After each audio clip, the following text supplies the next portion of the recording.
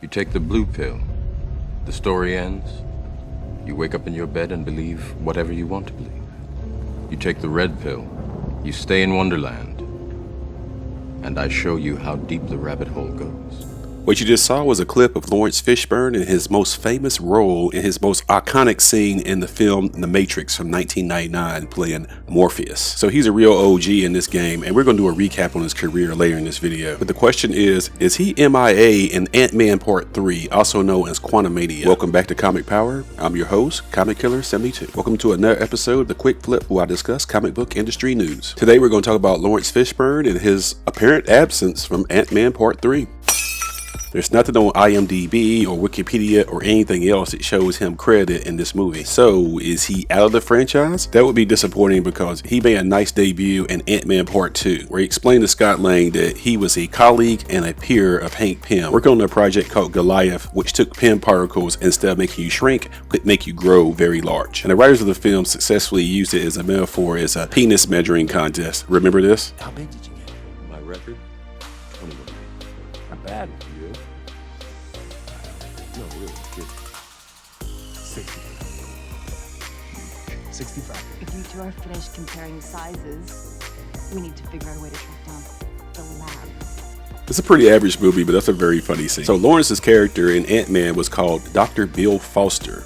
He made his first appearance in the comics back in Avengers number 32 in 1966, and he upgraded to Black Goliath in Luke Cage Power Man number 24 in 1975, and then he was just changed just to Goliath in 2006 with The Thing Volume 2 number 1. So the expectation that I had and others did was that Ant-Man 2 was just a setup for him, and Ant-Man 3 he would suit up. Of course, they needed to do a change to his outfit because it's so outdated. And he would join Scott Lang, Ant-Man, and the Wasp and whatever adventure they were having in Part 3. Remember this picture when all the black male actors in the MCU took a photo together? There's more of them now, but this is what it was at the time. Rest in peace to Chadwick Boseman, aka King T'Challa, by the way. So yeah, my expectation was that Laurence Fishburne was going to become an action hero as Goliath in Ant-Man Part 3, but that looks like that's not going to happen. And remember, he left DC where he was playing Perry White, the publisher of the Daily Planet, to come over to be Dr. Bill Foster, aka Goliath. Let's take a look at his career, sometimes credited as Larry Fishburne too. He made his first appearance in the film way back in 1975 with the coming of age tale Cornbread Earl and Me, when he was just 14 years old, so it's kind of funny seeing him as a young actor. And that's him with the LA Lakers star Jamal Wilkes. His first big role was Apocalypse Now from Francis Ford Coppola from 1979. He plays a young brash private in the army stationed with his platoon in Vietnam. He was just 18 years old when he first appeared in this. He stayed afloat and kept it going in 1980s, where he was cast as the notorious Harlem gangster Bumpy Johnson in The Cotton Club. It's a fictional take on real-life gangsters of 1930s New York. He also made a very small appearance on The Color Purple, which nobody seems to remember. But that's him in that scene where he's carrying those two kids. The kid on the left is actually Emmanuel Lewis, who was the star of the TV show Webster in the 1980s. White liberals saving adorable black orphan children was a thing in the 80s. Another significant role was School Days, where he plays Dap. Taking place at a fictional HBCU, his character plays a black nationalist student who's fighting back against the colorism within the black community. Like most black actors in the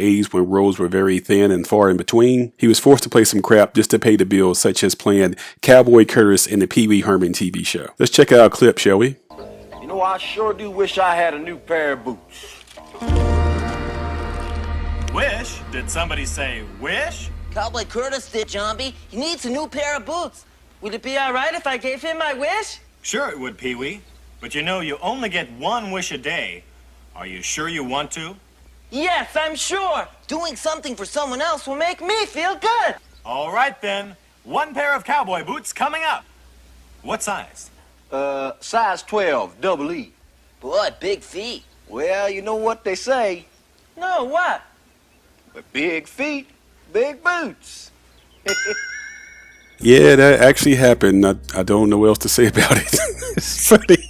After paying his dues in the 70s and the 80s, it's the 90s when he became a really big star, such as his role in King of New York, which starred Christopher Walken as the lead. It came out the same month and year as Goodfellas. While that movie is always applauded, this movie seems to be forgotten. And Laurence Fishburne's character likes gold and likes guns. He's very trigger happy in this movie. He can't wait to shoot somebody. His next big role was Furious Styles in Boys in the Hood, which is the father of Cuba Gooding Jr.'s character. His screen time is actually pretty small in the movie, but it's powerful. His estranged wife is played by none other than Angela Angela Bassett. It's always great to see her. She's just so awesome. His next big role is in 1992, where he plays DEA agent Russell Stevens, where he goes undercover to break up a drug ring in LA. The soundtrack for the movie also included a song called Deep Cover, also known as 187, which is the professional debut of legendary rapper Snoop Doggy Dogg. You know it. Yeah, and you don't stop, cause it's 187 on the undercover car. Laurence followed this up with his most iconic appearance at the time as Ike Turner in What's Love Got to Do With It, the Tina Turner story, teaming him up once again with Angela Bassett, of course. And here he is with the actual real-life Ike Turner. Ike Turner was most remembered as a coked-up woman beater, and Eat the Cake anime is part of our everyday language of the black community, unfortunately. So yes, this does make Ike Turner a horrible person, but he's also the same guy who discovered Tina Turner. She would never have been famous without him. We would never have heard of her. He's also actually the father of rock and roll. Although credited to somebody else, he wrote, produced, and played guitar on the song Rocket 88, released in 1951, and most music historians recall this as the first real rock and roll record. So Ike Turner was both a historical music legend and a horrendous woman beater. A very complicated man. In the hands of a lesser actor, it could have been a one-note joke type of character, but in the hands of a skilled actor like Laurence Fishburne, he gave the role humanity, and he was awarded with a Best Actor nomination at the Oscars,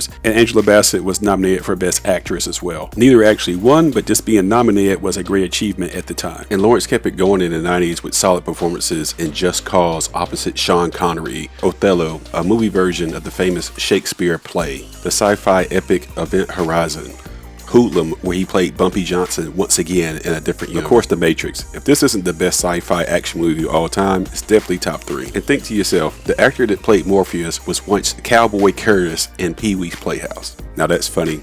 And in the 2000s, Laurence really showed his muscle by forming a production company called Cinema Gypsy Productions, where he would produce his own films. And the first release from that project was Akeelah and the Bee, reuniting him with Angela Bassett and introducing the world to Keke Palmer in her first acting role. And it was a hit, scoring $19 million on just a $6 million budget. Another big role for Laurence in the 2000s was Fantastic Four, Rise of the Silver Surfer, in which he did the voice for the Silver Surfer, which was a CGI character. The movie isn't that great, but Laurence did a great job on what they asked him to do. Of course, he played the lovable but corrupt grandfather in Blackish. Of course, Perry White of the Daily Planet and the Snyderverse, which I mentioned before. He's also involved as the executive producer and doing voice work for Moon Girl and Devil Dinosaur, an animated series on Disney Plus dropping February 10th, 2023. Laurence will be doing the voice of the Beyonder. It won't be the white jumpsuit version, okay?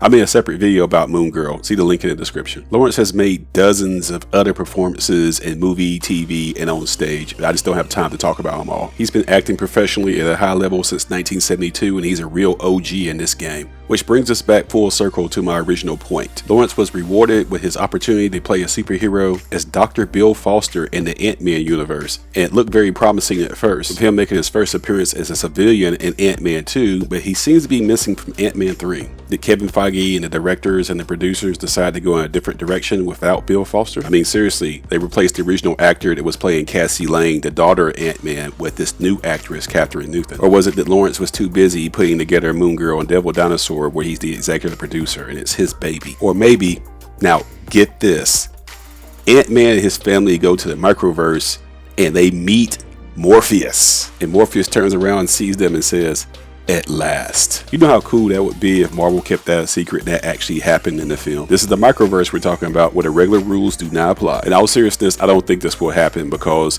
Ant-Man is owned by Disney and The Matrix is owned by Warner Brothers, two competitors that would never join together in this type of way. So don't get your hopes up for something like that, but it would be mind-blowing, wouldn't it? So Ant-Man Part 3, also known as Quantumania, makes its debut on February 17th, 2023. I'm an MCU completionist, so I absolutely will be seeing this film. Jonathan Majors will be making his second appearance as Kang the Conqueror in this. And it's going to be weird, funny, action-packed, and entertaining, no doubt. And spoilers, Bill Murray is making an appearance in this, and you know what that means. Absolute hilarity will ensue. I'll be posting a poll in the community tab asking, will you miss Laurence Fishburne in Part 3, or will you not miss him if he doesn't show up in Ant-Man 3? So tell me what you think, and be sure to give a round of applause to Laurence Fishburne's long career in Hollywood. He's been an outstanding actor for a long time. While we're here, be sure to check out one of my previous videos. It's one of my most viewed videos ever, called Why Do So Many Black Characters Have the Name Black in Them? For example, Laurence Fishburne's character was called Black Goliath when he first showed up because guess what?